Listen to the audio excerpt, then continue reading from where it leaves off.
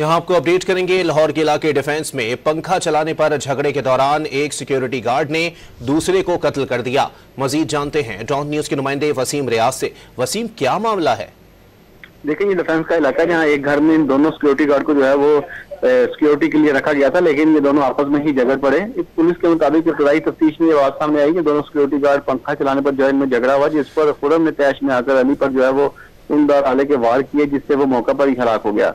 वारदात से पहले जब झगड़ा हुआ तो जो अहले खाना है उन्होंने इन दोनों में सुलह करवाई, लेकिन दोबारा इनमें झगड़ा हुआ तो जिस पर मुलजिम ने तैश में आकर मकतूल को जो है वो कत्ल कर डाला और फिर मौका से फरार हो गया। इस वारदात की इत्तला मिलने पर मुकामी पुलिस जो है वो मौका पर पहुंची।